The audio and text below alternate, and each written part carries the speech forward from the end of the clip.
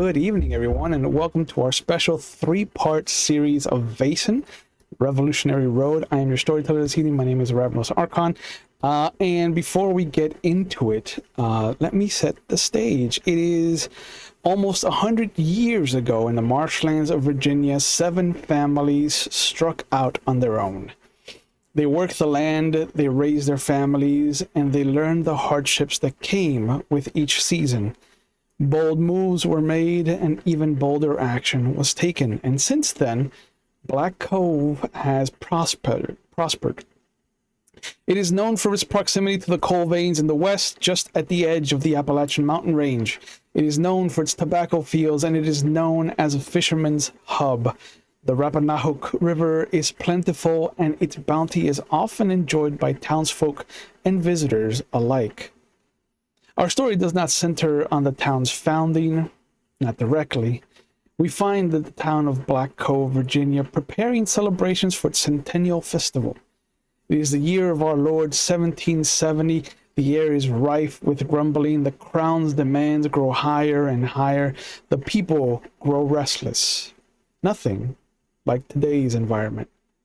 Murmurings of action dance among the tavern talk, and musings of the rumor mongers far and near. Virginia has been no stranger to the oddities of the paranormal. It sits centralized of all 13 colonies in the setting sun's shadow of a mountain range that existed before everything. As fall has descended on Black Cove and the winds carry the cold northern freeze, sorrow has slithered into the streets of the town. A great figure has passed. Thomas Blackwell II has lost the battle with his ailment. The family mourns the loss of their patriarch. Some say there was no sickness. Others look doubtfully at his son, and still a very few know what truly claimed the life of Thomas Blackwell. Chief among them, the very son the townfolk are distrustful of. The town of Black Cove might seem idyllic. It might seem welcoming and warm. Black Cove might seem a lighthouse in the darkness consuming the world. But there are dangers in the dark. There are creatures that stalk the shadows. There are secrets that have buried themselves in the very foundations of the homes in Black Cove. This is not a story of the great many dark things in the periphery of one's vision. This is not a story of monsters far older than crowns and muskets. This is a story of those that have been touched, those that carry the great burden of purpose. This is a story of those precious few that fate or God has chosen, those whose mettle will be tested and found stronger for the challenge, or broken by the exam. This is a tipping point in America. This is a world of monsters, mostly human, but some are not. This is Vaesen, Revolutionary Road. And before we get to the group as a whole, who arrived at Black Cove first? Who wants to have been here the longest? Who is from Black Cove? I'm not really from anywhere, but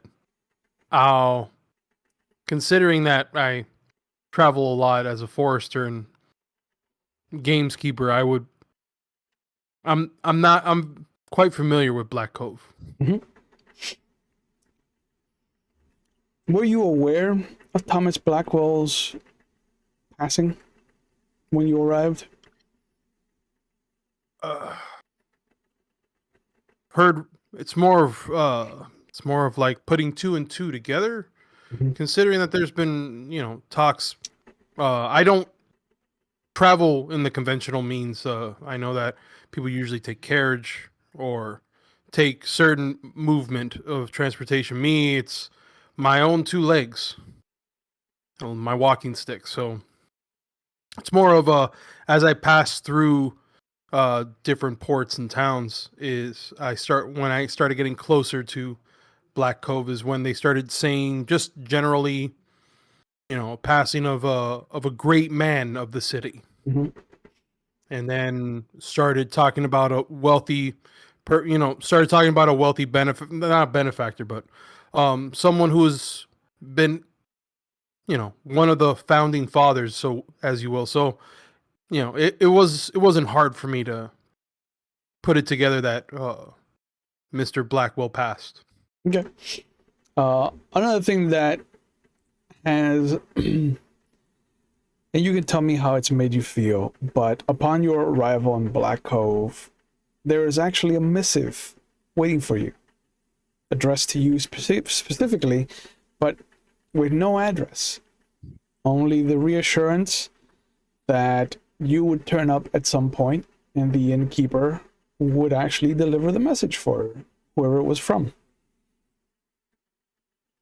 Well, I'm already weary Mm-hmm. of this because I usually don't get packages addressed specifically to me. On times that they do, it's never been good. Right. So I'm already looking at it as great. What's the problem now that I have to deal with? So, and when you say is it just a package itself? Is it a letter? It's a letter. It looks like a beautiful parchment. It's got a wax seal that hasn't been broken. It looks weathered, and there is just this beautiful calligraphy letter B on it. So much opulence just for a piece of paper. Mhm. I call over the because this is in a tavern, or It's we're at the inn. at the end. So there would be a tavern attached to it, but it's mostly where the rooms for let are upstairs. There's 6 of them. So the tavern would take up the first looking floor. at looking at the letter, considering the what I'm looking at here, I look at the person who addressed the letter to me. By chance, did this letter also come with a room? Can't say you did. But I have a year's worth of storage, so you could turn that into board if you'd like. That's fine.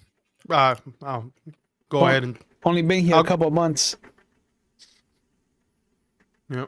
I'm just gonna go in just so that I can be, have some private time. I will inside my jacket. Yeah.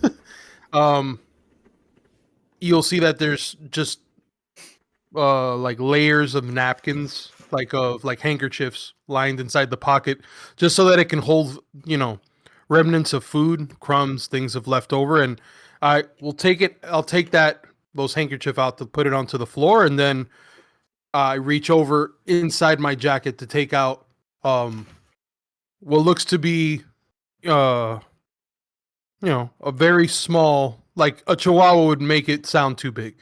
This is a teacup sized dog. Perfect. What does Silas look like now that you're in your room and you can kind of relax from the traveling that you've done? Honestly, you can tell that his face is weathered. His voice is dry. Just he doesn't. He is the definition of an outdoor dog in human form.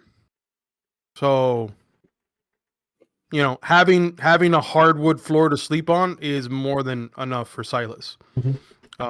That's not really a comfort. Having a room or having a bed is not a comfort that he really cares for. He cares actually more for the dog companion that he has than he does for himself at times. Yeah. But yeah, just what's the dog's name? His. I'm sorry. What's the dog's name? Oh, the dog's name. I actually wrote it down. 1 second. Yay. So sorry. I don't have it off the top of my head. Her name is Fenja. Fenja. She is. Yeah, grayish. It's grayish fur, grayish thin fur. You can see that part of her right ear's been bitten off, or at least it looks like it's been bitten off. But she is nonetheless happy to be there. no matter what she's doing. I like it. The lights are on. It looks like the lights are on, but no one's home. Mm-hmm. The hamster wheel is turning, but there is no hamster. Yep, narf.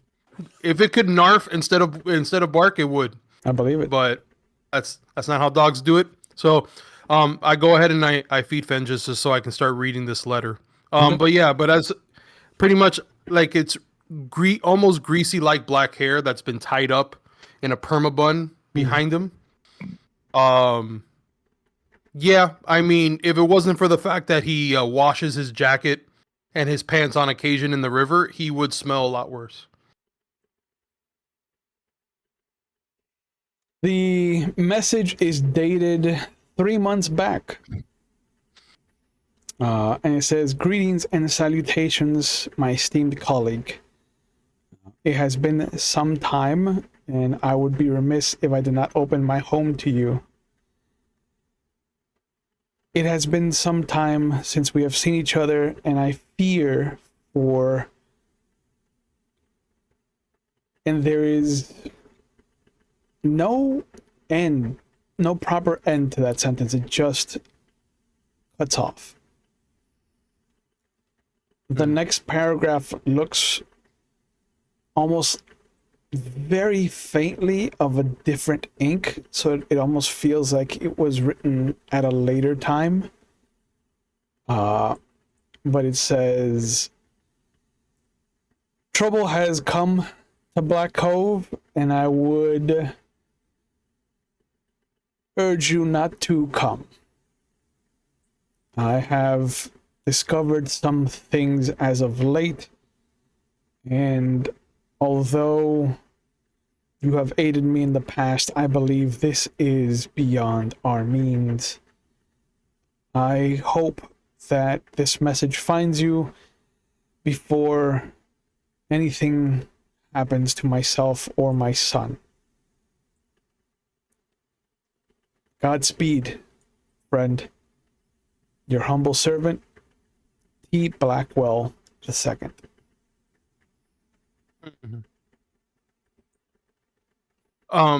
Looking at, is it the same handwriting? It is. It is. Can I tell? Because the first part of the writing was written in ink, right? Mhm. Is both? They're both ink. And you're saying that it's a different. They're both ink, but it's a different. One but doesn't looks like a darker shade than the other. You can definitely tell that this was, if not some time between the ink was used, it is a different ink entirely.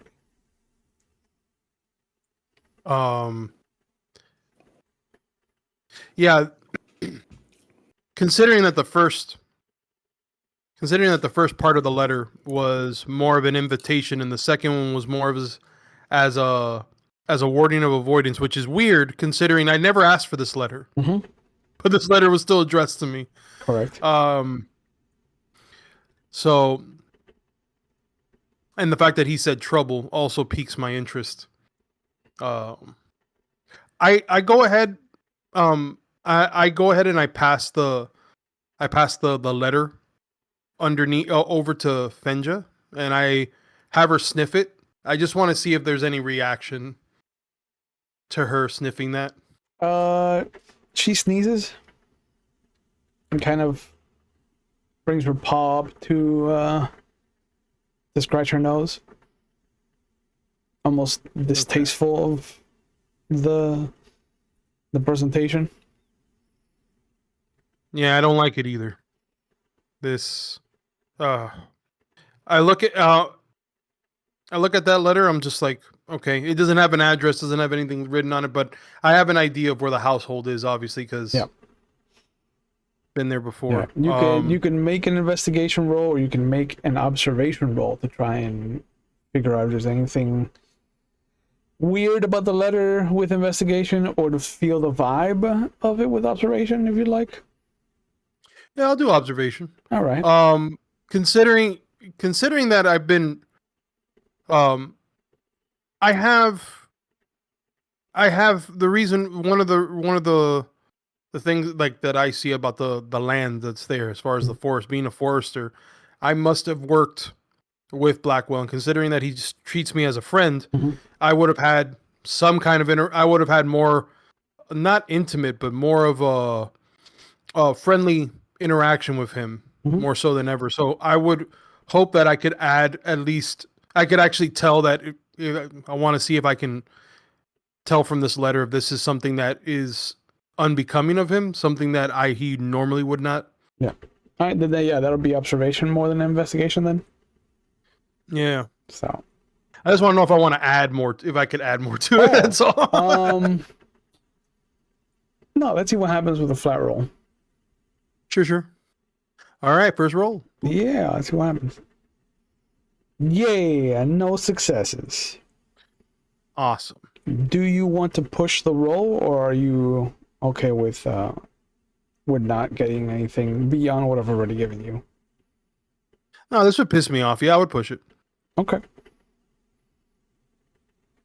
Push. Hey, you got one success, but you also have to take a mental condition. So, what do you think this does to you? No, Does this make you angry, frightened, or hopeless?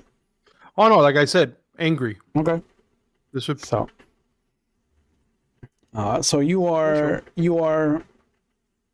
the letter has definitely not helped to lighten your mood, and after reading it a couple of times and just kind of nitpicking at things, why he wouldn't end his own sentence, what must have happened, there is just this kind of fury that starts to bubble in the pit of your stomach. But you know for a fact this isn't how he talks. This is something coded. This is something that he wanted, if not you, someone like you to see.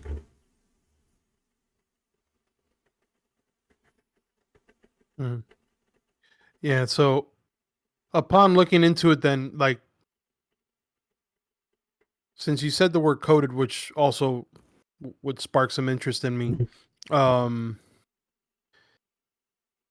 I'm trying to recall if there's been ever, like, considering that danger is something that I'm looking for, and actually, I'm the kind of person that's trying to figure out more of the supernatural in terms of my experience. Is this something that could I have run into somebody that could have been possibly not possessed, but could have possibly had their demeanor change due to some kind of incident? Given that you have been touched in some way, it is not outside the realm of possibility to consider that you've dealt with automatic writing or something similar. And as you start to kind of like piece together what might be in the periphery of this letter, who was the next to arrive in Black Cove? Who wants to have come in next?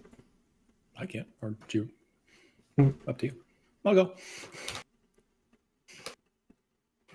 What brought you to Black Cove? Oh, I sell a variety of, or Phineas sells a variety of pharmaceutical goods, namely hemp and tobacco. So these are not actual pharmaceutical in nature, but they No. are helpful. Oh, very helpful. Yeah. Yes. Easing the human condition. Yep. Yeah. What have you been to Black Cove before? Is this your first time here? No, he's been around. He usually gets kicked out, but he's been around. Okay. When was the last time you graced Black Cove with your presence? Probably in the spring, late spring. It was. It would have been after, without modern methods, the leaves were allowed to dry. The first crop. So he went into town to get supplies with what he had to, trade. Yeah. So. Okay. it is maybe the third or fourth day of your stay, and it is usually around this time that the air tends to start to shift, and a new port is usually on the horizon. But a valet shows up to wherever you're staying. Hmm. A little redhead gentleman, maybe 5'4", just scrawny, well dressed. Like it is definitely a show that he comes from a wealthy patron.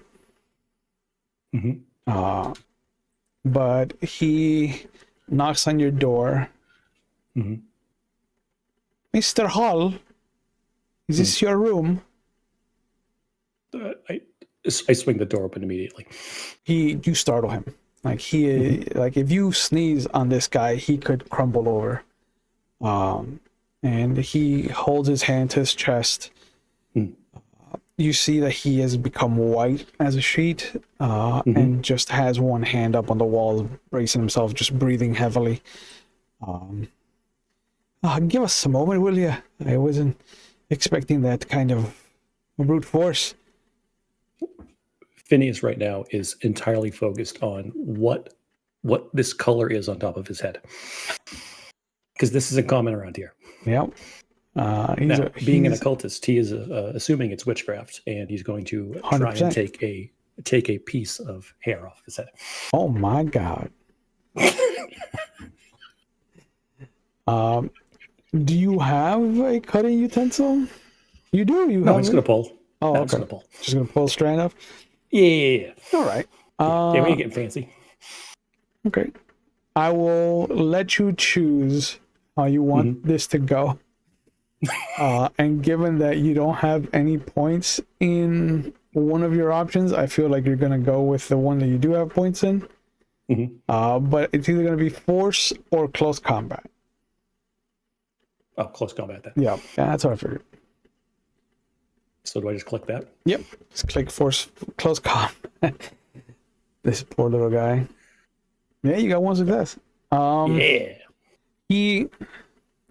He's unexpected of it. He doesn't believe that anyone in the town has his worst interest at heart.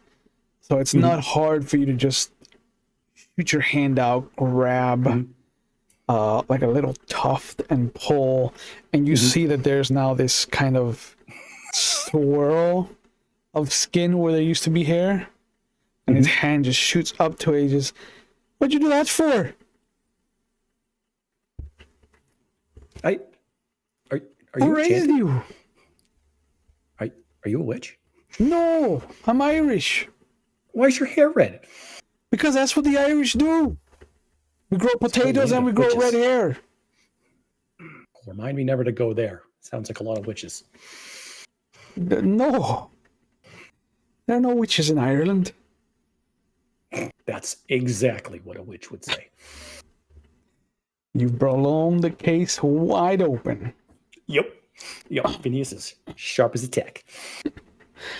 But he, still holding his head, reaches into his pocket and pulls out a letter and just throws it at you and huffs away. For you! You right, bastard. Oh, thank you. It closes it. Yeah. Completely ignoring the fact that anything just happened. No, you have like a handful of red hair. Witch's hair. The monkey skull. Hopefully they will canoodle and create something powerful that will endanger me later. Putting it next to the monkey skull in my pocket was not a sentence that I thought I was going to hear today. So thank you for that. That's why you keep me here. Curveballs, baby. Yep. So what's this? Oh, I can't even say it's like the 1700s. Like, what's the 1700 equivalent of nerd shit? I have a letter. Learned shit, yeah. Enlightenment shit. Yeah. Does Phineas know how to read? Probably not. Okay. Perfect. I mean, he just kind of grew up in a farm and he ran around like talking to whatever possessed the farm all the time. So Yeah. So you open it. You have no idea what the symbol is on the wax that holds the folds together. You open it. It looks like a bunch of flowery language. Probably some kind of poem. Why is an Irishman giving you a poem? yeah. The case is getting more suspicious by the moment. But you notice at the bottom that there is just a line, oddly shaped. It's what you imagine is a letter, a hard stop, a sentence, and then 3 tally marks. And you wonder, are you the 4th? Huh. I gotta go find someone to read this. So, is there a bookshop, binder? Actually, go to the tavern, probably. There's probably a shopkeeper there who knows numbers and that sort of thing. Yep. Be able to find the same guy that helped Mr. Geez, forgot the name already. Because Antera is a scatterbrain. Mr. Silas. Yeah. You go to the tavern. It's midday, so there's really only a couple of people there. The bar is this small, barely 8-foot long thing. There's 3 monster barrels that again have the same kind of wording across them. There's letters, you know that, you recognize them. But there's also these seared images.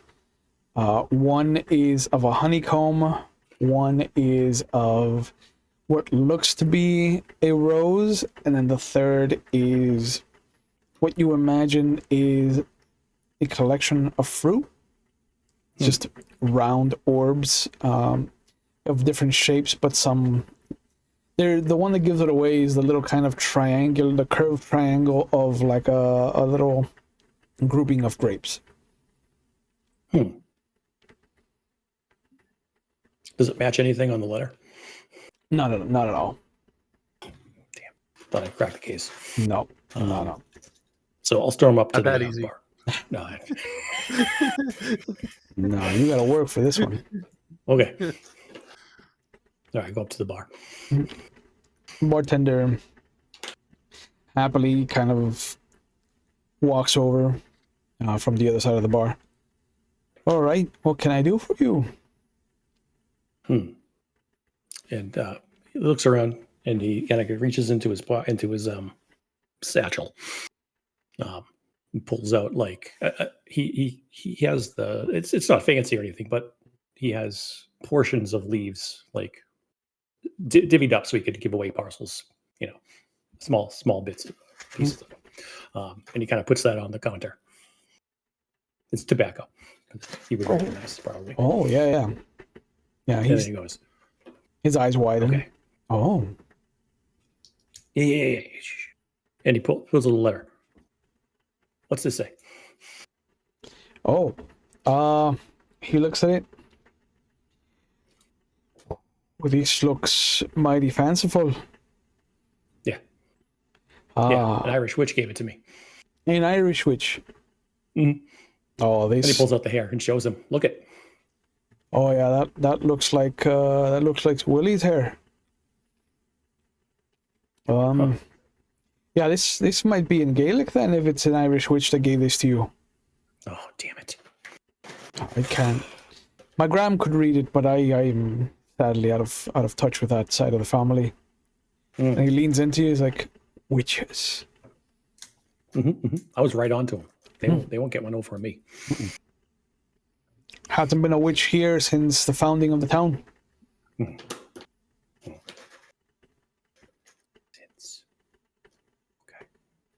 So where's this what's his name again? Willie. Yeah, where's he live? Yeah, little William. He lives in the Blackwell Manor. He's the valet. Valet. I don't know what that is. Okay, I don't know what that is. Thank you. Keep the leaves. Grabs the letter, charges off at the manor. Perfect. As you track down this leprechaun, where do we find Dr. Charlotte von Brandt when when they come into Black Cove? Is this the first time? No. She's kind of on and off throughout her life with her dad. Yep. And before anything, can Charlotte read? Abso-fucking-lutely. Okay. And just In several different languages. I didn't want to bring up the letter if you were also not a reader, so I was just like, let me. No. Doctor, have to know how to read. Sure. I am that kind of doctor. You say that. You have a doctor's bag? Because. Yes. Oh, shit. But I promise I do not hold it like this and run. I do hold it at my side. Wow, like a professional. Yes, I know. It's shocking. Yeah. Why do I feel like I'm getting fingered off in Colorado? Yeah. When was the last time you came to Black Cove? 5 years ago. Okay. And she had heard of the passing of the Blackwell II. So, of course, in honor and respect of my father's connection with him, I've come to pay my respects. Yep. It's been a hard time getting a hold of Theodore Blackwell III. And you imagine that he's handling a bunch of the family who's its and what's its galore. But the town feels very different. There's a coldness that goes far beyond the autumnal kind of ushering that's coming in. It is drab.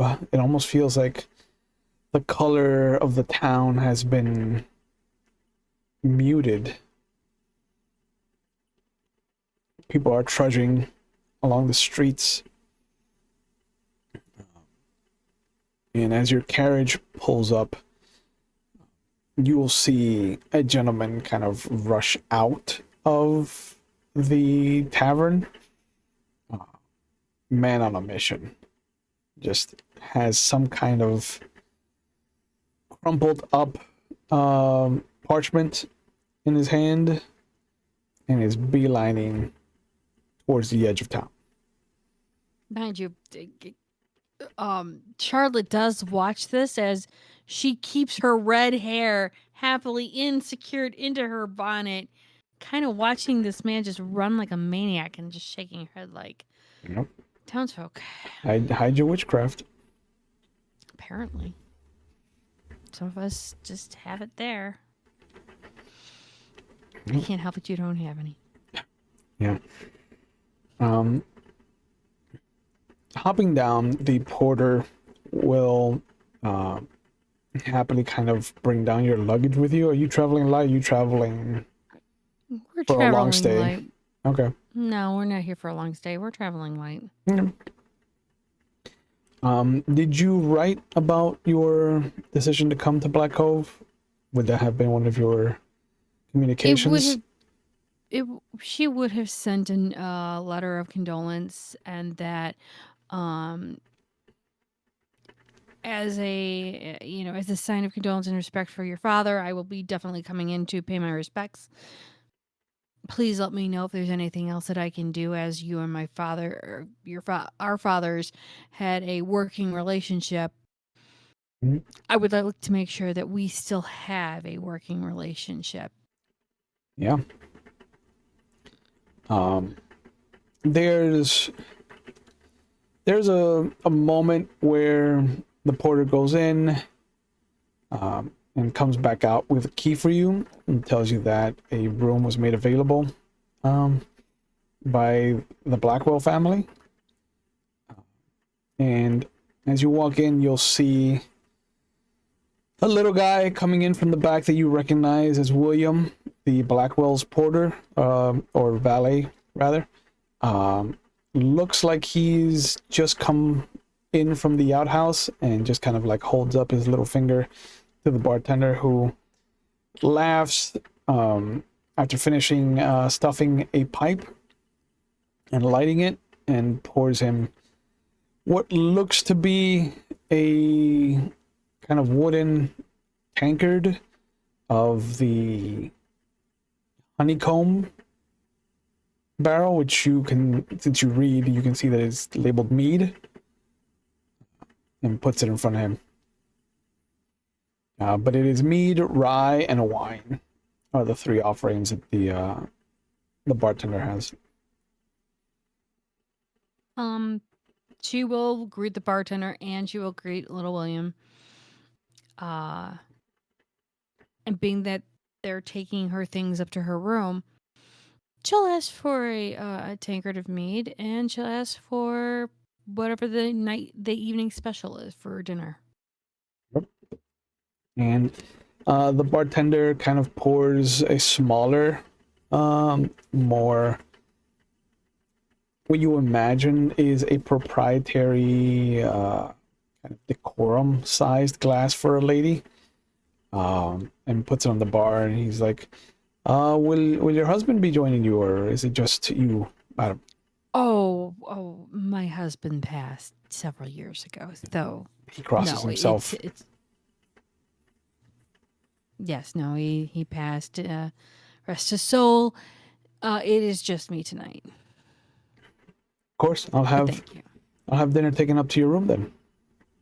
Oh, do you have a table here? I don't mind sitting out and just enjoying the view. It's been a while since I've been around such fine folk. If you're sure, I can have. Well, I'm sure you're right here, and I know that my best interest is in your heart. So I trust you. Not the crazy guy that was running out of this place earlier, but of course I trust you naturally. Oh, yeah, that's Mr. Hall. He comes through once or twice a year with medicinals. What kind of medicinals? He looks down at his pipe and takes a big swig. The good kind, and he just lets out this straight line of smoke. She will gently put and I'm assuming a 50-cent piece at this day and age is rather That's a big deal. Fucking a year's worth of money for him. Yeah. She'll just slide the 50-cent piece over to him and she'll go, I'm sure everything, all the accommodations and everything you have here will be fine, right? Of course.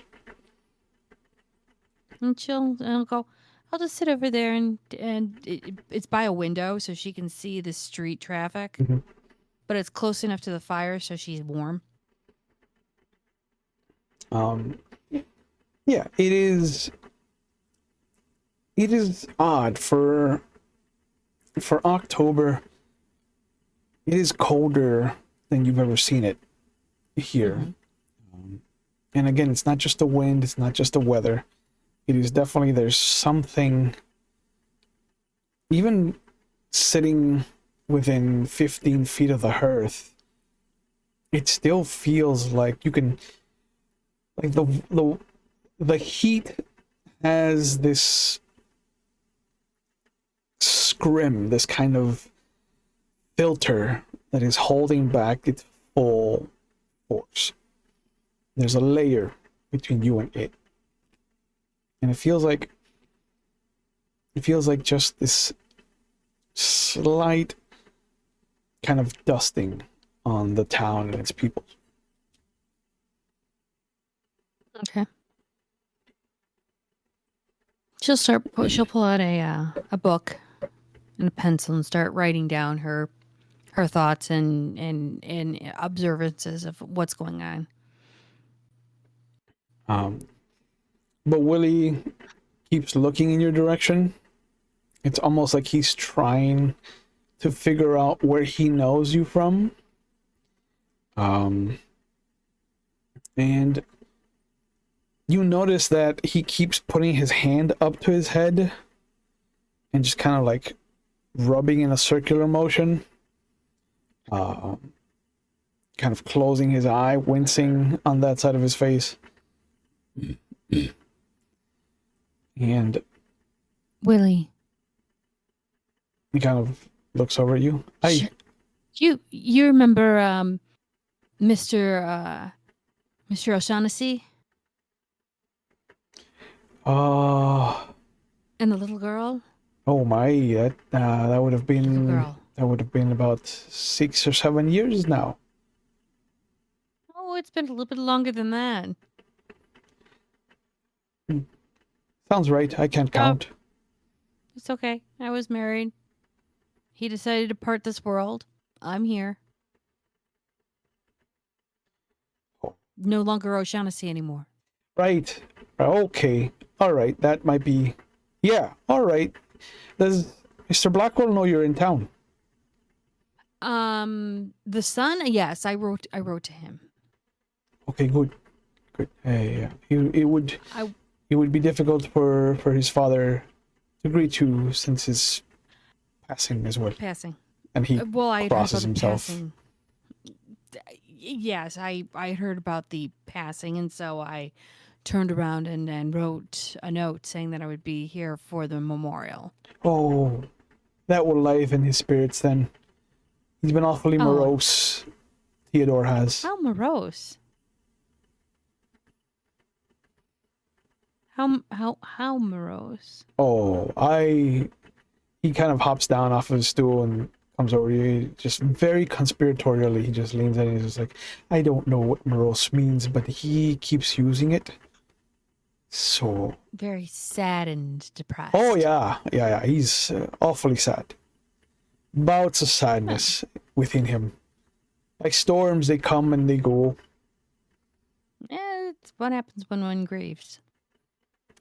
No, I've seen grieving before.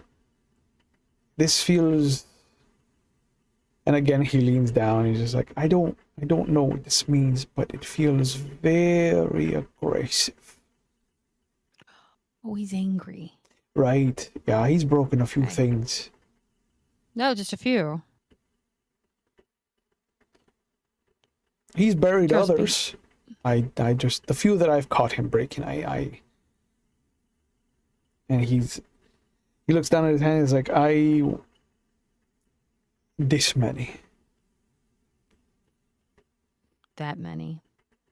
Just hold up his hand. Wha- that's 5, just so you know. Right. I knew that. She goes, of course you did. So, he hasn't sent any word for me yet. He does know I was arriving.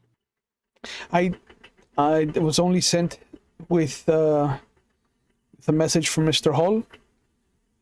Oh, I was about to check in and see if the message for Mr. Thorson has been picked up or not. But it has been some time, and I'm starting to lose faith in him ever coming back to Black Cove, to be honest. well, I wouldn't lose any faith. I mean, this is a time when you should have some hope, right? How you say that, miss, but it's in short supply, I think. She'll pull out a 5-cent piece and hand it to him and goes, Doctor, Where? me. Oh, they let women do that now. Aye, they do. Especially when they let you pass the test, too. The devil be damned. Well, I hope not, because the devil can hold all my enemies at bay while I turn around and persevere. Oh, that's witch talk. And be careful who you say that to. Yeah, I'm saying it to you, and you know for a fact, as a good Irish woman, I hope that the devil's always on my back so that he doesn't know what I'm doing. He leans in again and he's just like, I don't know what any of that meant. to be honest with you. It means that I hope that the evil stays away from me because I can't see what I'm doing to try and Yeah. do things for me. Yeah, I do too as well then. In your travels, have you ever bumped into Silas Thorson? Considering that all three of you are touched in some way, do your paths cross? Or is this the first time for both of you? Well, she's traveled high and far. I wouldn't say it would be the first time. More of like they've never really spoken, but they've seen each other. Yep. I would say it's more in passing. Yeah. Yeah. I mean, I take work wherever I can, and I usually keep to the forest most of the time. Yep.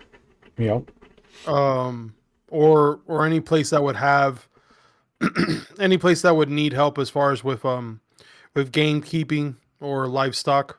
So, I mean, I don't know. I guess I would probably see her if I had to go into town, because sometimes, I got to get food. I have to get food for my dog. So yes, I would probably. If both of you then could give me a vigilance roll, we'll see if you recognize each other. Sure, where's the vigilance roll? Oh, I see. Now, do I just click the thing? Yeah, just click vigilance, and it'll ask you if you get any bonuses. Nope. Yeah, one success. I got a 1. She remembers the smell. Yeah, that's all you need with the system. Coming down for dinner,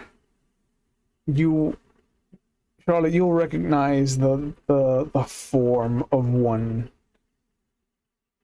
who you've seen in the periphery of different supernatural settings that you've come across in your travels. There was something to do with some rabbit that you remember vaguely. Silas, what was that? I want to say that was in the Varmland. And that's actually funny enough. It's connected to the memento that I have. Oh. So yeah, I can, because I do have a rabbit's foot. Is it But from yeah, that case? it was. It just reminds me of, like, I don't want to say it came from that. Yeah, I want to say it does. It is because that was one of the first. That was one of the first cases that I started after my whole incident with that I had to deal with. Yep. The awakening, so to speak. Yep. So yeah, it was one of those first. It's one of those first cases. Yeah, it was just animals showing up, completely skinned, no blood, exsanguinated completely. Trying to figure out why that would happen and what could have possibly done that is more so than anything. Okay. So, Charlotte will recognize him. He will not pick up on somebody being there that was passing in his past. But the tavern keeper, you hear him kind of slap his meaty fist on the bar as he takes another long drag from his pipe. Want something to drink, big boy? Yeah, as I'm coming down the steps, like I'm literally, you can see that my right hand is cupping and just trying to put it back into the inside my jacket. It's kind of, not too many people care about having animals out. No, they're not too keen on having animals in an establishment like this, so trying to keep her covered. Yep. Yeah, the strongest thing you have then. And if I could also get a shot glass. Doesn't have to have anything in it. Sure. And he takes out a big old tankard and starts pouring from the rye barrel. Puts it in front of you, puts down a little wooden shot glass. I dip the wooden shot glass into and I just casually just put it in the inside my jacket. Mm-hmm.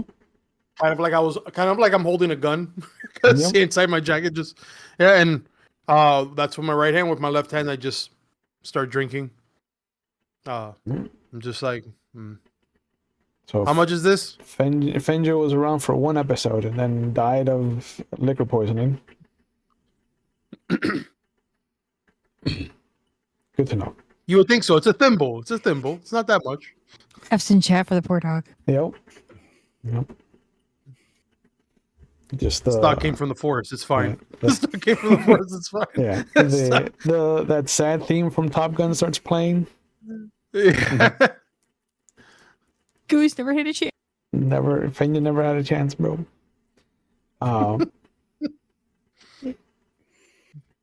yeah, since you've come and gone from Black Cove for a bit, you will recognize Willie, since he was the Blackwell's valet. Yeah. Looks a little older than the last time you caught him. Mhm. Still a little though, scrawny. Yeah. Willie, He see that you're a little long in the tooth. He turns and you see that there's this little patch of hair missing in the top left of his head. Just like a thumb width. Oh, Mr. Thorson. And he comes over and just kind of bows in front of you. Yeah. And it's immediate as he bows. You can see I'm like, who did you recently get into a fight with? What looks to be a one-tooth, hound. What happened here? Oh, a strange man. Just took him here after I delivered a message for Mr. Blackwell. Oh, and I start Is it fanning noticeable? the letter. I start fanning the letter that I have. I'm like, you're talking about this, right? No, I'm talking about Theodore's letter. The young Blackwell. Oh, that one. Oh, I had forgotten that Blackwell the Elder had sent you something, or had left it here in case you ever returned, as it were. Was it important? The letter. I casually just put it back into my jacket. I go, it's more of just an invitation to coming back to the house. I mean, old friends and all. Right. Sad to hear about his passing. And he crosses himself. I take it this is probably the last thing that I can have for his memory as far as his letter. But he did invite me back here. Something about trouble, so to speak, to the town. Oh, I wouldn't know anything about that, but Theodore might. Master Blackwell. He kind of bonks himself. And then So you gotta stop doing that. Exactly. just You gotta rubs stop it. doing that. If you get some pine tar and a little bit of elbow grease, you can actually fix that little patch there, at least for the moment. Is it noticeable? Oh, very. Oh, I mean, it's you have lovely hair, so to see a spot like that, it's just unseemly. oh, I better not go around to Abigail's for a while then. No, you And shouldn't. you see that he Shouldn't let her becomes, see you in this. he becomes morose, even though he doesn't know what that means. Mm-mm-mm. Good.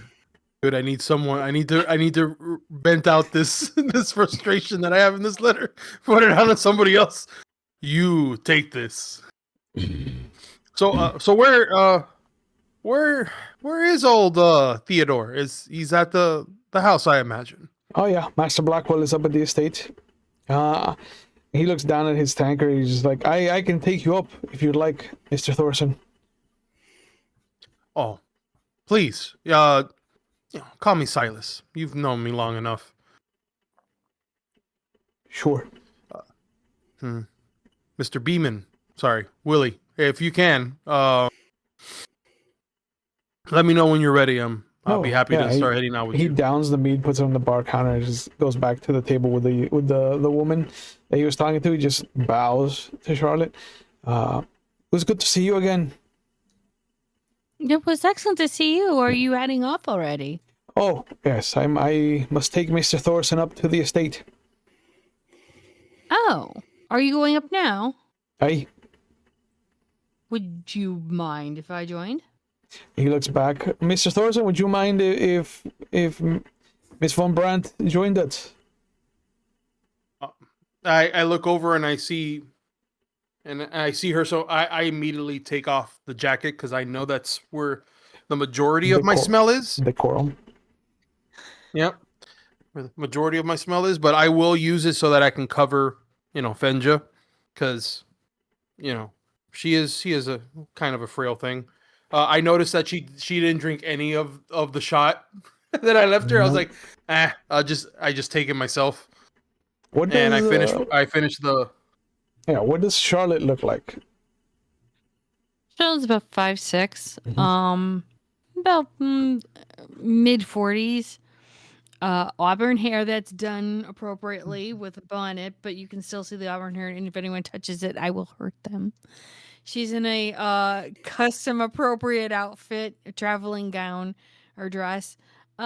She has the doctor's bag, as well as kind of like almost like a messenger bag for the day.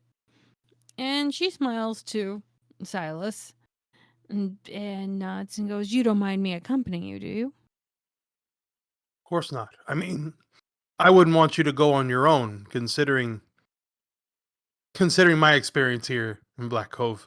I would love to have company going into Master Blackwell's home. I dip my fingers into the rye a little bit, and I'm trying to use it to smooth out just a couple pass or two, just so that it doesn't look like feral freaking beard running around. Yeah. Famously, what rye is known for. Yep. Beard relaxer. Yeah, beard relaxer. That's what I use it for. Yep. I don't have any, I don't have any cat oil, so I can't. No, because you have a dog. Exactly. Do you need some kind of pomade for this? What do you mean? And what is pomade? She kind of opens up her bag and takes a small little tin can out, and she opens it up, and she takes a little bit of the pomade and kind of does something with her hair to keep it steady. Smooths it out. Makes it look nice. Oh, so you have animal oil too. I'll take some of that. That's fine. She gives him the small tin, and it smells of lavender, rosemary, and mint. Ooh. Smells like wildflowers to him. Yep. It relaxes him, ignites his brain. He opens it and smells it. Yep. All of a sudden, you can see that his face turns a little pale for a moment, and he's like, second thought, and he closes the tin. And he's like, you can keep your animal oil. I'm fine. Let's just head out. Smells of witchcraft. Are you sure? I mean, a witch. Sorry, a witch. Are you sure? No, it just reminds me. It's just the smell of these wildflowers, kind of. Yeah. Anyway, I think Willie's waiting for us outside. If you're ready. Oh yeah, he's standing right next to you. He's right anyway, there. I turn around. I'm just like, yeah. Anyway, whatever I need to do to get out of this situation, Right. just let's go. And as he opens the door for both of you, he's like, "I will warn you, Mr. Thorson. Our master is in an awful morose mood," and he just kind of winks at Charlotte. She nods. Okay. He's angry. Thanks for letting me know. I'm like, never mind. Morose, I imagine sad? Is that what you're trying to say? Sure. I am indeed sure. Mm-hmm. Sure. Okay. Thank you for letting me know that Yep. he is sad. Yep. And once both of you are outside, he'll start whistling as he takes you up the road. Before they get to the estate, someone else has already gotten there. Phineas, how long do you ring the bell before you take matters into your own hand? Because no one is coming to answer the gate. Okay, it's a combo. It's Perfect. ringing the bell and it's yelling Willie over and over again at the top of my lungs. All right.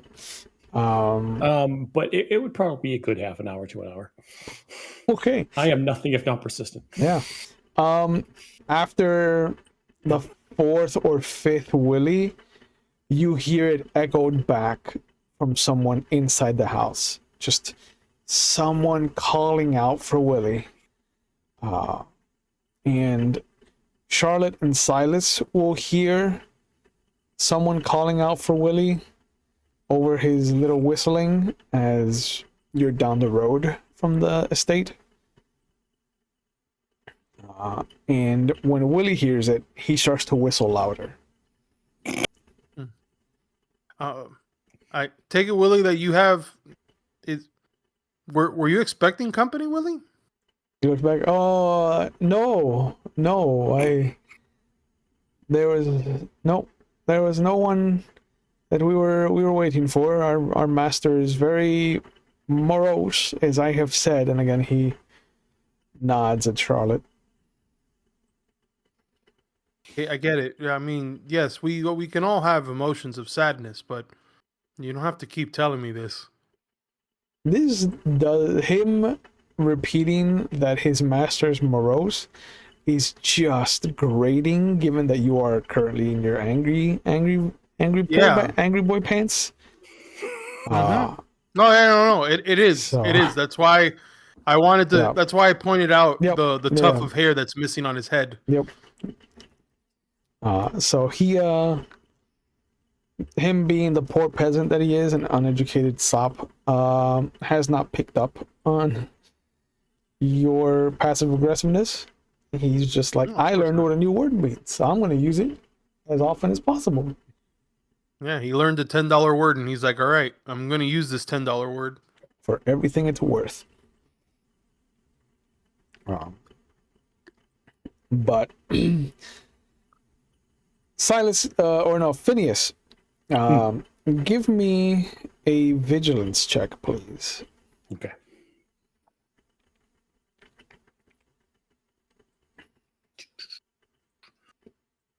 Vigilance. Vigilance. Oh, I got some of that. No. None. Nothing. Nothing. Perfect. Nice. I like it.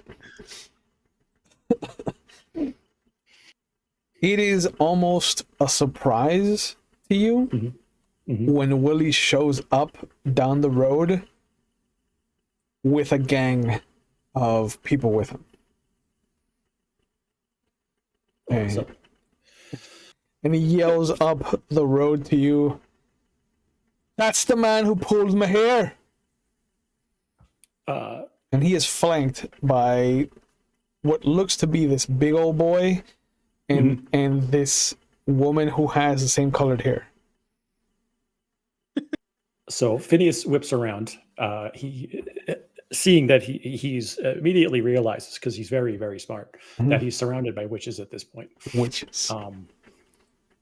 And he'll scream down the road, Willie, you sneaky bastard, how did you get around me? Willie, then you know charges. this gentleman?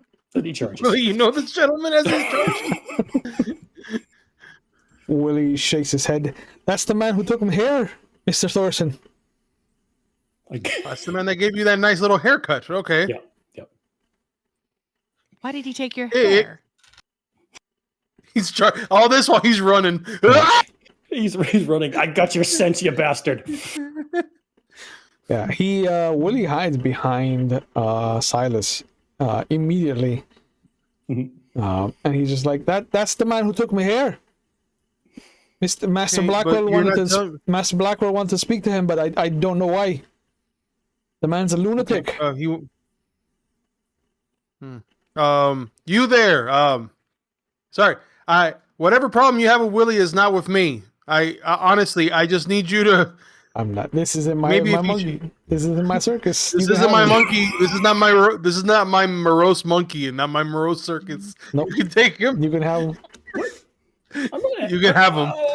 I'm not angry at Willie. I just need him to read this damn letter. What, you can't read? Give it to me. I'll read it. Oh, He does, but he reaches into his pocket and pulls out the tuft of hair. And while she's reading it, he goes up and he matches the hair. yeah. Excuse me, please. It's a shade off, It's a shade off. but it She is might be a more powerful witch. red.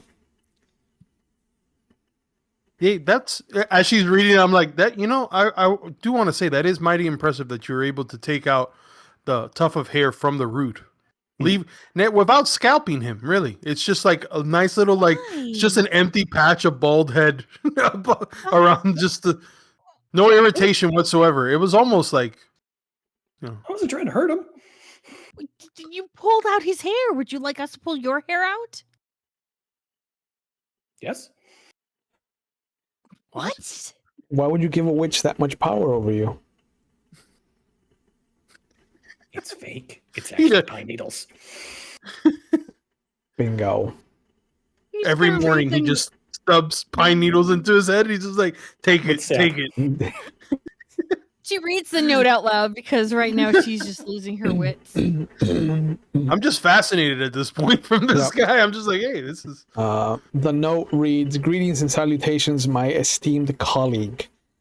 A little whisper on the wind has confessed to me that of your arrival to our quaint township, and I would be remiss if I did not open my home to you. My name is Theodore Blackwell III. If my family name intimidates you, I assure you my apple fell quite far from that tree. I have also not turned a blind eye to the association my name has with the township of Black Cove. There are reasons I have remained, reasons I hope to share with you in person. I have enclosed a marker to help ease any travel expenses you might accrue on your sojourn to our little corner of the colonies. Godspeed, friend, your humble servant, T. Blackwell III." You're friends And then with. she will hand the note back to. No. Mr. the Third. I haven't really met him. I met Mr. the Second. Yes, he's passed. Yeah. He's dead. Yes, And he's Willie unfortunately has crosses passed. himself. Oh, no. No, I just Yes. talked to him. No, He checked he's in. He checked in. He's deceased. Wait, how did you talk to him? Can you explain to me on the manner of which you spoke with him? You He don't need showed to know up. this. We used people words, and then he left. How Well, long ago how do was you that? use people? Yeah. A couple days. I don't really. Whatever. Guy's a warlock. Just start saying it. There's no such thing. Oh, That's my what a witch Lord. would say. Oh my! I'm a doctor. Stop it. Anyway, Thank you. but wait, no, this is interesting. You spoke with him 2 days ago. Give or take. I don't know what time is. Do you Was it here know that what you spoke with him? time it is now? I was out of my cabin.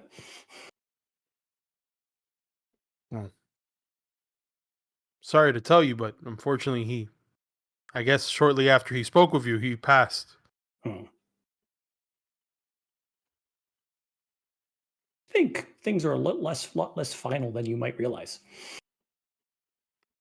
What? I think that's the reason why we're here. Oh Lord. Okay, Uh, so Mr. the Third wants to see us. Yeah. Correct. Willie, the gate's Willie. closed. You heard him, Willie. Oh, God preserve us. And he goes over, unlatches the gate, and opens it for the three of you. Hey, don't be so morose, Willie. I think it's hilarious that it wasn't locked, and I never even tried to actually open the gate. Never I locked. just Why would banged you? on it. Yeah, it's decorum. You don't touch another man's gate. Yeah. But once all three of you have stepped through, he'll close it and rush up ahead of you to the actual estate doors. And he'll open the door and he'll call out, I've returned and I have guests. And then he'll lay out each of your names in turn. And you'll see at the top of the stairs, there's this heavy thumping of footfalls, and in what looks to be these fantastically ostentatious purple and black pajamas, with this long bathrobe of like wool. Hair is disheveled, beard is a mess, but Thomas Blackwell III, to those of you that have met him, looks like a specter of who he was. And upon seeing the three of you, he closes his what's it called? His fucking I just Robe? said it. His robe, thank you. Like he's been caught at a stripper party. And he just tilts himself so his silhouette is as small as possible, and he summons up whatever is left of his upbringing, and he just looks down, straightens up a bit, and just goes, William, I will meet with them in the drawing room, thank you. And turns with his hair kind of flying around and just stomps back. And William just nods. If you'll follow me, I'll take you to the drawing room around back.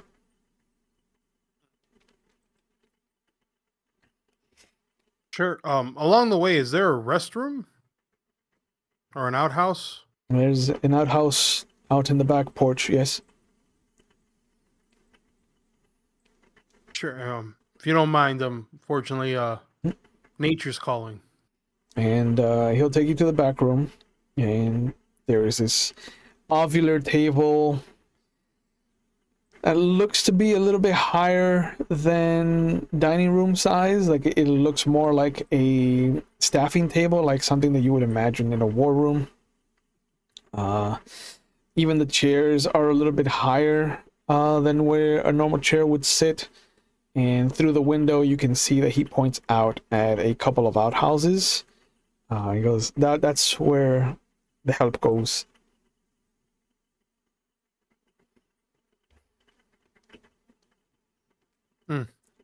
Thanks. I'll start brewing some tea for all of you.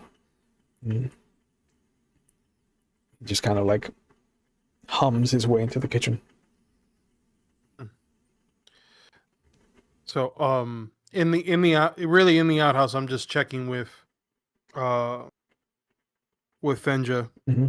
seeing how she is, seeing if she actually needs to relieve herself or not. Just checking up on the dog. She does. The little bit of the pomade Mhm. that was on that tin, I just want to go ahead and pass that underneath her nose, see if there's any reaction to it. She kind of sneezes again, just lets out this snort. But she doesn't have the same reaction where she tries to like scratch at her nose. Just feels like a lot.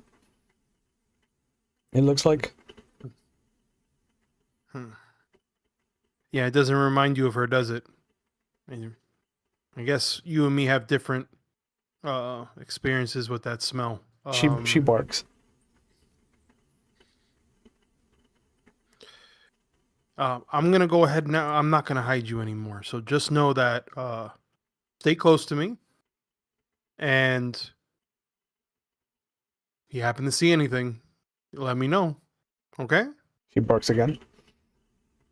I all of a sudden, like, I can feel like my chest wells up a little bit. Mm-hmm. That was a long drive. I take out one of the handkerchiefs that I have and I start coughing into it. Until I feel like small pop like pulp goes into it. Yep. Just like, whoop. It's a good thing that didn't happen in the good thing it didn't happen in front of public, and I just toss it into the hole in the outhouse. Mm-hmm. And I'm like, and just keep your eyes peeled because I don't trust this house whatsoever. She At barks. least not who owns the place anymore. I go ahead and I just sorry, go ahead. Yeah. When you grab the rope handle to leave the outhouse, it for a moment feels like a hand grabbing you back. And as you look down, you will see that it is actually a hand made out of the wood of the door. And the door, the whole outhouse starts to just melt away, and all the wood starts to reconstruct itself up the arm, up the shoulder, down the breast line, the hips, the legs, and the last bit is the other arm, and there is this head missing. And the other hand will come up almost to like a wife caressing her husband's face. Give me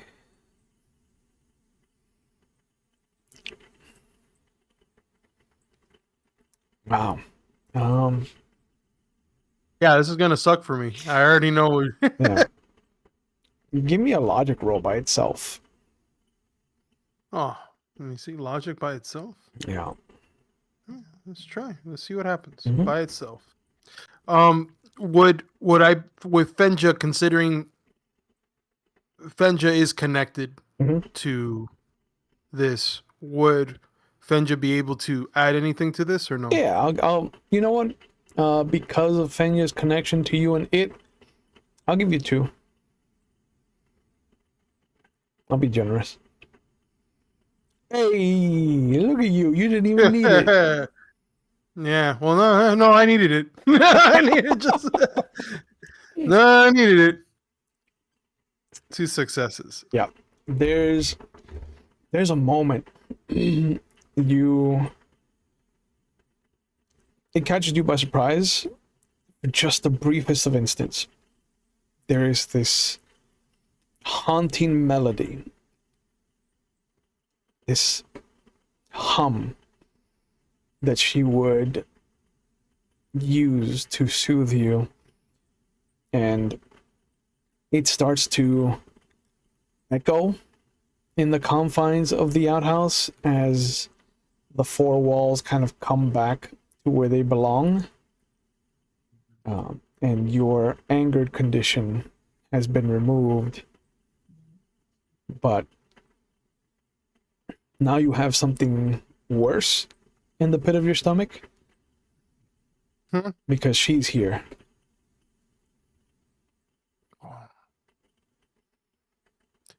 At least I'm one step closer to knowing something now. Fenja, I think we're close. And I don't know if I'm excited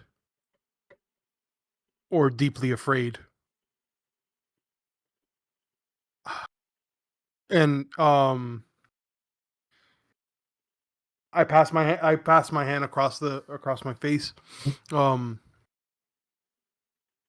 And I could feel I start Yeah.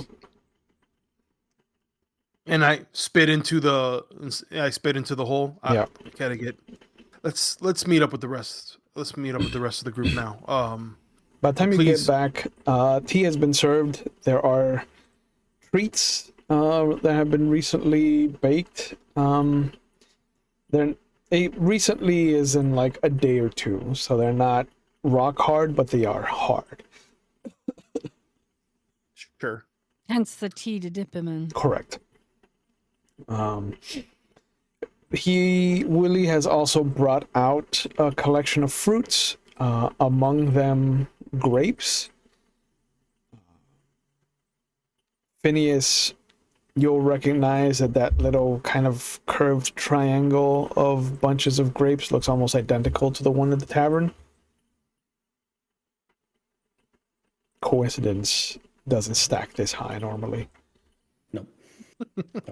No. He couldn't own a vineyard and supply the wine for the town.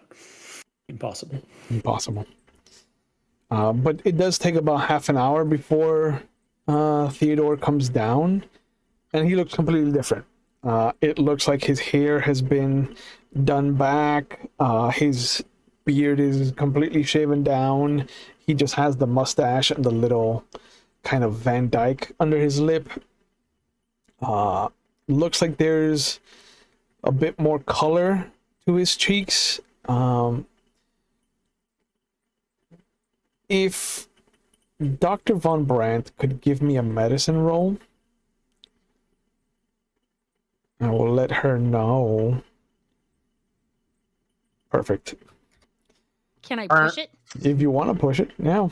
Push it real good. I'll give you. Okay.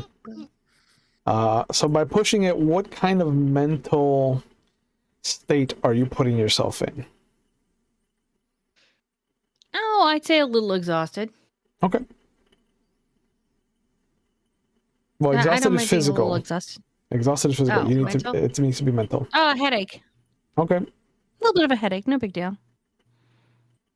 So, would that fit more under angry? No, because she's worried about it. She's worried about him. So Even though they haven't been a friend, they haven't been. Their relationship's strained, but So would you be she more still frightened cares than about anything? scared would be appropriate. I mean, Okay. she's trying to hide it because after seeing him and as frantic as he was, yeah. Okay. So fear starts to gassed. bubble up. Because when you push a mental stat, you take a mental condition. When you push a physical stat, you take a physical condition. So that's why I was like, are you angry, frightened, or hopeless? Because you can only be broken if you're already all of the other three. So fear starts to kind of like bubble up as you realize that the only way he could have garnered that much color that quickly would have been either through some kind of drug or by physically doing it to himself. Being I got a 2, do I at least know if he's pinched his cheeks? It looks like it's more like if he did it to himself, it looks more like he's been slapping himself than by pinching his cheeks. Like you would not be surprised if there was bruising that would start to swell up towards the end of the night, going into tomorrow.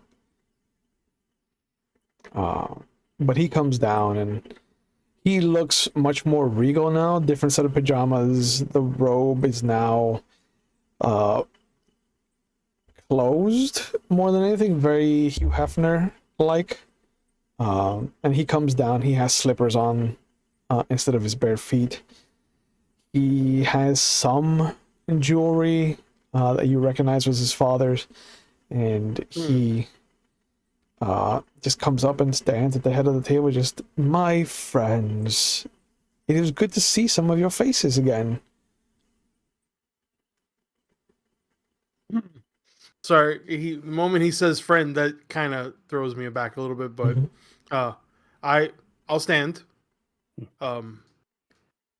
Thank you for allowing us into your home. Of course. You're friends of my father, and therefore you are friends of me. Hmm. And he pours himself a cup of tea. May I join you? Of course. I would hope so. In this day and age, I find it better to ask than to assume. My father did a lot of assumption. I do a lot of asking. And he looks pointedly at Phineas. Hello, Mr. the Third.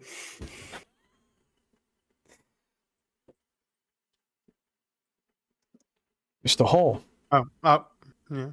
I'll go ahead and sit and just have Fenja just jumps immediately on my lap as we sit. Sorry. This is Fenja. Fenja, this is everybody. Adorable. Charlotte's already been sitting because that's Yep. just what a lady does. Yep. I do have a question for Storyteller. Yeah. How is his manner and demeanor now different from when they were together? Smashing booties. What?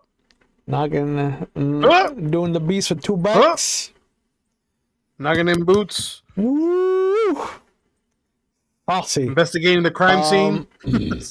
Given your intimate knowledge about him, this feels very put on. Formative? Yeah, it is very much a mask. She'll just look at him and go, Thomas. Theodore. I'm sorry, thank you.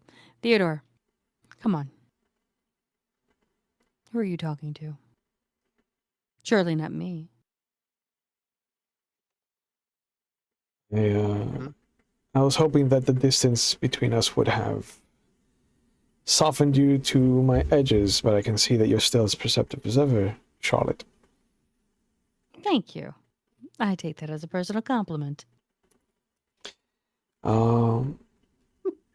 I would like to assume that because my father trusted you, that I can trust the three of you as well, and as such, and having been caught in my performance, I think it better to just be blunt. So if you'll follow me, he picks up his teacup and he does stop and he goes, I would leave the tea and cookies up here if I were you. I have become acquainted with what's downstairs. And he just takes a sip, pinky up, the whole time. Yeah. Charlotte Phineas doesn't isn't- waste a good cup of tea and just downs it right there because God knows she's going to need it. Yeah. Phineas copies whatever the fancy people are doing. Yeah. I just leave the cup for Fenja just to start Oh, yeah. lapping up. And she does. I'm not into tea. Yeah, she I'm not does. into tea. She's happy for Dog it. treats. Dog treats on the table too. Yeah. No, Yeah. I'm taking those cookies. I don't care what he says. If I have to roll stealth, I will roll stealth. No. He takes you to the grand staircase that you saw when you came in, and around the side of it, there is a 5-foot tall door right where the staircase kind of splits upward, in its Y shape, and he pulls out a ring of keys that only has 3 keys, 3 of those old kind of Tale of Two Cities kind of keys. Puts one in, twists it, and the moment he opens it, there is this kind of sigh, as if the house was relieving some of its stress. And there is this coldness that starts to creep out from the door, that you can almost feel unrolling itself over your feet and out towards the rest of the town. Pulls out a handkerchief from one of his pockets and holds it up to his nose. This will be a new experience for some of you. And he goes downstairs, still holding his cup of tea. Phineas goes right in after. This is new, not new to him. No. Silas does have to bend down. It is a smaller door. I'm checking on Fenja just to see if she's reluctant to walk into this. Oh, she stayed on the table, bro. She didn't go. No, she's on the table eating fucking her fill of cookies and drinking her fill of tea. Yeah, She's fancy. This is as fancy as she gets. She got a power up like this. Hell yeah. This is how she evolves into her Pikachu form. We're gonna need it later. Yep. I come back and all of a sudden There's just a mammoth. It's a battle cat is there waiting. It's like, Phineas is chasing her and throwing wooden balls. There's a fucking dire wolf drinking tea on the table. Yeah. But you go downstairs, and it is a stairway that kind of twists like a corkscrew, but it follows a natural. It only does the 180. It's a very soft curve. And when you come down, you are completely under what would be the front hall of the house. And there is another couple of steps, but these extend out to the wall itself. It almost looks like, and it feels very much like this is a room that is normally or can be submerged. And you can hear the kind of droplets of water in the distance. The floor reflects the little bit of kind of torchlight, like the stone has been wet almost its entire existence. And there is a sarcophagus in the center of the room. It looks ovular, but it's very odd in that every time that you would look towards one of the kind of apex curves where the not parallelogram, but like the line would shoot back around. I forget what it's called. Every time that you look towards the apex of one of the curves, the room feels like it fills out, like the walls push away from you, and there is this darkness that exists that isn't there when you look at a regular part of the wall. And this is at both apexes. He goes up to a small table near the sarcophagus, finishes his tea, puts the cup down. You see that there's maybe 7 other cups all sitting there. All of them look to have that ring of where the tea kind of dried out. And he turns back around to the 3 of you. I don't want to alarm you. Just know that precautions have been taken. This is not something that can harm you. And he kind of traces his hand over the top of the head until his fingers kind of line up with the eyes, and you see him depress it, and there's a clicking noise. And the sarcophagus kind of slides on its own about a foot and then tilts up like a regular coffin. And there is the stench of dead flesh, but there is just this bed of ice that is filling up the complete bottom of the sarcophagus, and lying on top of it is the body of Theodore Blackwell II.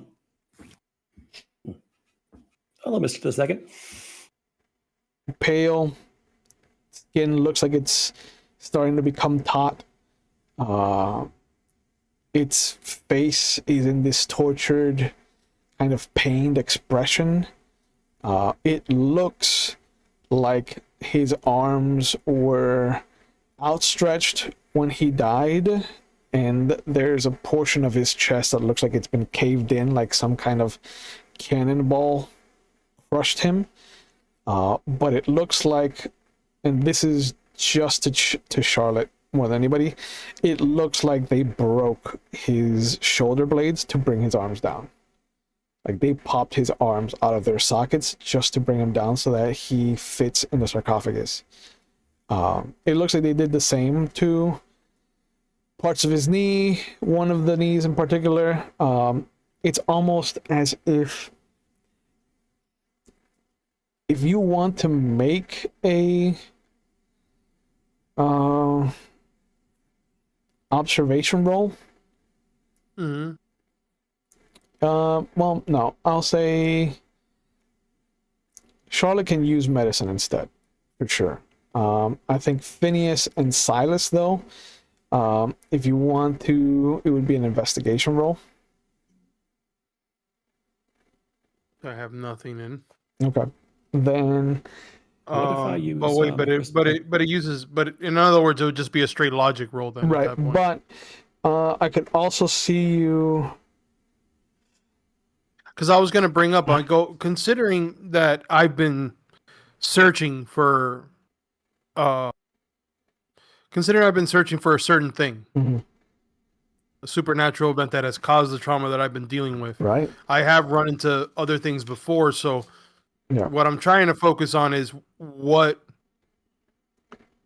kind, considering also that the fact of that I saw someone in the outhouse. I'm trying to figure out what Roll. Yeah, go could ahead this and relate roll to? your logic, but add the ranks in force to it. So 1. Yeah. Okay. Because you would have enough of the intimate knowledge of the force used to figure this out. Jeez. Okay. It likes me. Yeah. 2 successes for you. Very nice. 1 success for Charlotte. What did Phineas get? I was thinking, can I? I can use observation with the crystal ball, right? Oh, For clues. you could if you want to whip out the crystal ball. Yeah, I mean, no one here thinks I'm normal, so. Witch. We all don't think you're normal. Yeah. A witch. No, he's looking for tips. He wants to find other witches. Yeah. Yeah, you can pull out your crystal ball if you want to fucking bring it up to your mind's eye and look at the scene through it. Oh yeah. Yeah. I know Phineas just wants to be part of a coven. That'll give you a +1. He's just like, Okay.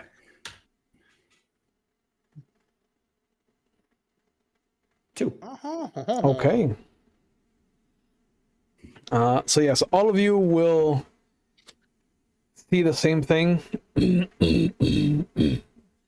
It looks like he was down on one knee because the other leg looks like it was fully extended outward, so he must have fallen backwards onto his knee, hands outstretched, when something crushed his chest.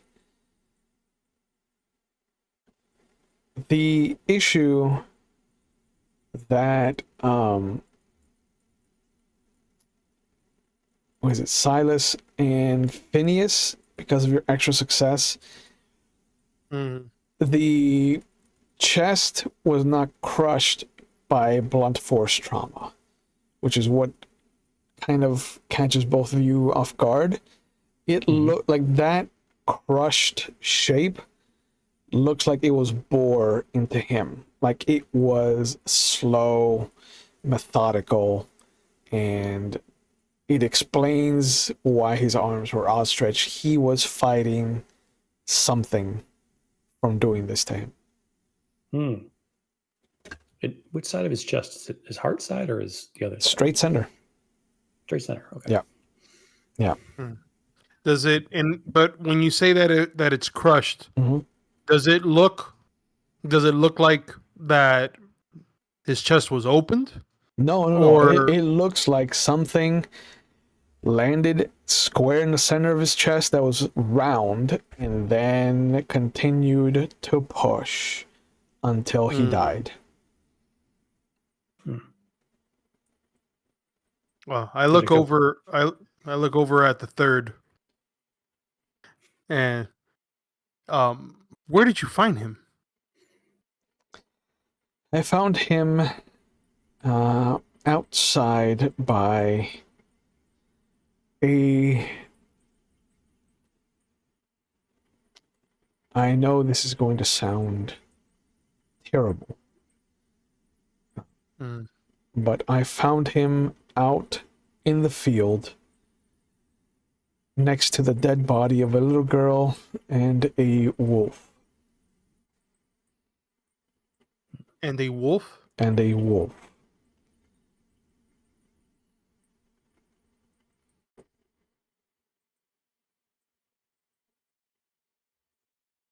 Hmm.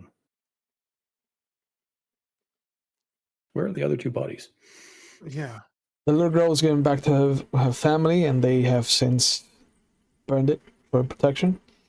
Mhm. The wolf was given to the tanner in town who used his skin and fur for whatever they do in their line of work. Hmm. Please let me know who the tanner is so I know never to go there. I took my father's body and I immediately had him preserved as best as possible. Hmm. Mm-hmm. Because of Very astute of you. because of the manner in which he was found. Phineas is kind of like next to the coffin. He's like looking over it, like because neither of those things that you described could have done this Correct. in a normal fashion. We know nothing normal happened here. So, Correct. best to keep your mind open. The hole, the cavity in his chest looks like it could fit your crystal ball. Don't give me ideas like that, please. Hey, quick, the third, look over there. Quick, the third. It's only minor desecration. Oh, yeah. I mean, he's got him in a fucking tub, a sarcophagus of ice, man. Like, how much more can you go? What, are you saving his Yeah. organs for somebody? What the hell, man? Yeah, man. What's the line of depravity here? Mm-hmm, mm-hmm. Is this the first? Is this the first that you've ever seen something of this nature? No, unfortunately.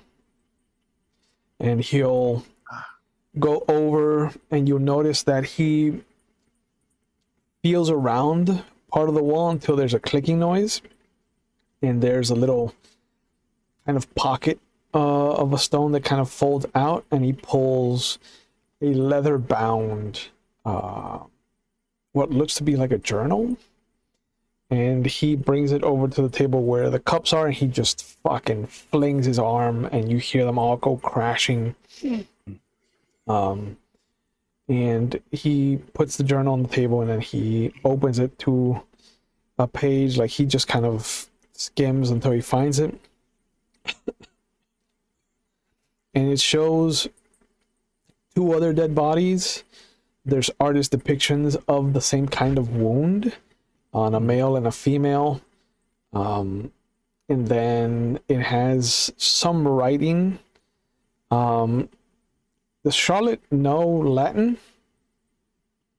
I would assume so because of Doctor. yeah.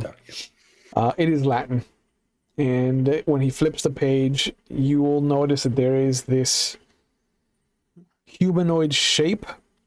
It kind of looks like the traditional World of Darkness werewolf, like the Krynos form.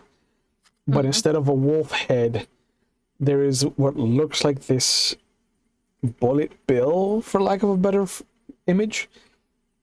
Just this kind of rounded, cylindrical kind of sledgehammer of a head.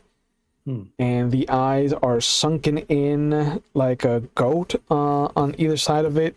And the mouth is just kind of like a thin line, but there's notations that mention it having rows of teeth like sharks. And why you would need that, evolutionarily speaking. But he points Theodore. at that. That is what I believe killed my father. May I see it? Of course. He steps away from it. She'll start to read. Mhm. This is insane. I see the logic, but this is insane. And she'll start translating the Latin. It talks about the hunting, the supposed stories that came of the survivors. Each of the victims had a survivor. The man had a young girl, a daughter, and the young woman actually had a fiance that survived the attack, and they both have corroborating pieces of evidence, not evidence, but like stories that line up, portions of it that line up, where the thing appeared to them in the shape of somebody that was dear to them, that used the voice of that person and attacked in a way that was not typical of hunters and gatherers. It describes and this is the first occurrence of what you will see is the changeling, in that it kills them by crushing their sternum, bringing until it touches the actual spine and forces the heart to explode, basically. And they both describe this gnashing sound, even though there wasn't any flesh or bone being eaten. But the creature ran off in the middle of a transformation, becoming who they had killed. And so the question at the bottom is the gnashing the eating of a person's soul? And what does that mean that a creature like this exists under the eyes of God? She'll translate and say all that, and she'll Mhm. look at Theodore and go, This thing is going to turn into your father. Correct. You seem unsurprised. Has this happened? The little girl that was found at the scene wasn't completely dead either. She died. She died shortly thereafter, but she mentioned that the creature had taken her mother's shape. That my father was returning her. That this was a trap of some kind.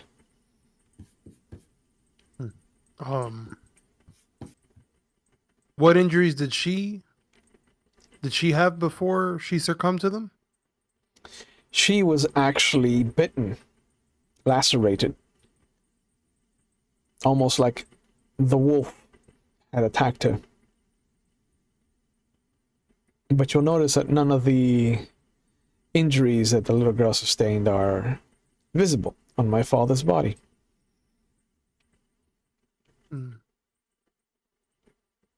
And of the wolf itself, you said it also was found dead.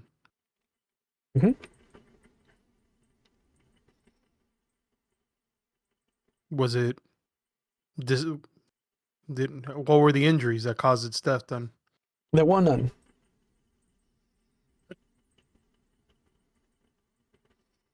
No injuries, but you found it lifeless. Correct. Now you are starting to see why this is intrigued me so.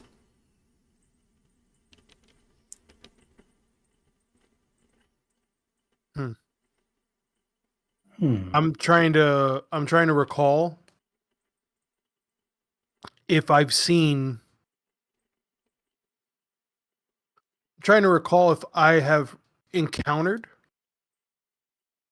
considering the figure that I've been dealing with, Mhm. or that I have dealt with, if I have found, either creatures of the forest being summoned to, like, mindless control type of thing, or brought back to life to be used for a purpose before dying. There are a ton of myths that have both of those scenarios embroiled in them, wrapped up in them. Mhm. Um,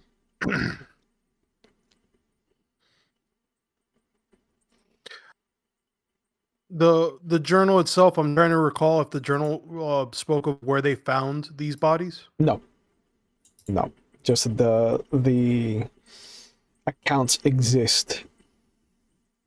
Hmm. What was Mr. the Second doing out in the field that late? As I have said, he was returning this young girl to his mother. Why was she here? That I don't know. Hmm. I do not recognize the child, nor do I recognize the description of her mother.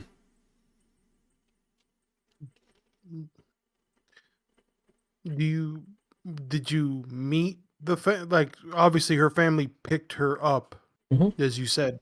Yes, Did you happen to meet this said family? I met her father. Good man. I believe he's one of the woodsmen out on the edge of the town. Spencer, something Spencer. Samuel, maybe. Considering that I'm a Stephen forester, Spencer. considering I'm a forester, I probably would have worked with this person. Oh yeah, the Spencers are one of the founding families. Yeah. And how did he seemed obviously distraught. Of Did course. he say anything? He wanted to know why his daughter was in a field with my father and a wolf. And when we described that there were no easy answers and that we were still investigating, he very understandably left in a huff. I believe that he is at the heart of why the town has turned against me.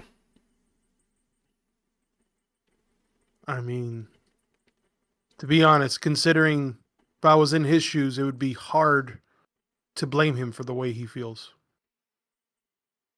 Charlotte, as the men are talking, you see Theodore Blackwell II's body just sit up and look at you. She moves back. There is Punch. no, this is just her. Oh, okay. Yeah, this is just her. And you hear the cracking of bone, the snapping of ligaments, and the hand kind of shoots up. The right hand shoots up and points in your direction. And the mouth unhinges and the fucking jaw collapses down to his sternum. And there is just this unholy sound that comes out of him. And This is the time when she goes behind Theodore. he kind of turns around and steps between you and the image of his father and kind of grabs your arms by the sides. He's like, "Are you all right?" No, Okay. not at all. All right. It decided to. Your father set up. And you see that he'll turn and give you a clear line of sight to the body. It hasn't moved. It's still sitting on its bed of ice. Just kind He of set up, pointed at. a slab. pointed and- I don't think I should stay here much longer. Yes, I concur. I think we should take this upstairs. And he pushes the sarcophagus closed and grabs the journal and leads all three of you upstairs again. And as he closes the door under the stairs and locks it, I think this is a good point to call it for tonight. Mm-hmm. So the mystery begins to unfold. Welcome to Vaesen, everybody. Yeah. How we feeling about the system so far? I mean, we've just been role playing so far. Yeah. There's been a few little dice rolling, but Yeah. I do like the pushing exerts you. I Yeah, like that. some people I have like that. pushed. Yeah. So Push it real good. yeah, push it Yeah, no. real good. So far, it's good. Yeah. Spooky system. I'm excited to see where the story goes for you. So as always, I want to give you guys a chance to plug whatever you're into. So let's start with you, Kenny. What are you up to? Where can we find you online if you want to be found? If you want to find me, it's Mr. Underscore. The underscore in between each word. You can find me on any social media platform. I am currently in Miami, what is dubbed as wedding season. So I have no social life on weekends now until maybe May. So I'm doing that. Also, while doing that, I am still working on music, playing in a band Nice. Black at a Cat. 40. Yeah, Black Cat. Yeah. You can listen to the Black Cat Miami. You can find us on Spotify through there. And and when I have the time, which I try to make the time, I am literally a bunch of different characters on this channel for Ravnos Archon. Thanks, BB. Shout out to Julius Beezer. Julius Beezer, baby. Junie, what are you up to? Where can people find you online if you want to be found? I am on the internet. Why? Because it's easier to do this. It makes my life so much easier. And yes, I see you, Unconscious Electrical. It is very spoopy. I am spoopified right now. If you can't find me here when Revenos comes back on Tuesdays and Thursdays, or every other Tuesdays and Thursdays, you can find me on my own channel. Why? Because I strangle yarn and I make things. I make them because I was told I can't strangle people. This is a better and more healthier way to do it. If you don't see me on my channel, if you don't see me on Ravenos' channel, then check me over at McStabber Studios, because I'm either playing a Ventru that may or may not have lost her mind up in here, or I am actually storytelling for our dear friend over here that decided to pull out a crystal ball. Why? Because I'm insane. And that, good luck finding me, because the internet is vast. Back to you, Rob. All right. And Tara, what are you up to? Where can people find you online if you want to be found? Nowhere. Well, I guess I shouldn't say nowhere specific, but you can find me here playing a couple of games. When you're back up, I'll be playing Salem and ancient kind of Japan, and then over on McStabbers, playing Terrible Gangrel and a Terrible Nosferatu. The secret prince of the city, you mean? Yeah. And then next month we might be doing a little not werewolf, so that'll be a lot of fun on Wednesdays. Not werewolf. Yeah, I didn't even get to use the fucking playing cards that I bought for this game. For our initiative. I will next time. Don't spoil it, please. No. I got punch. But as always, thank you guys for being here. I am not back completely. Their life is still finding its way to ruin my fun. But I've always done something for Halloween. I could not sit by and just let Halloween season go by without doing something spoopy and spooky and traumatizing. So I want to thank you guys for being here. As always, we take mental health on the channel very serious. So please, if you need help, just know that there are phone numbers in our Twitch chat. They'll be in the description box if you're watching on YouTube later. But please use the resources while we still have access to them, because if you're in the United States, they are being systematically removed and taken away. So please know that there are people out there who want to help you and who are trained to help you. And so take care of yourselves, take care of each other, please. Be mindful of your surroundings. Fuck ICE, free Palestine, fuck Donald Trump and his fascist regime. And please be safe. Cause some good trouble, but always be mindful of your surroundings. Thank you guys for being here. We will see you when we see you. Have a good night, everybody. Bye.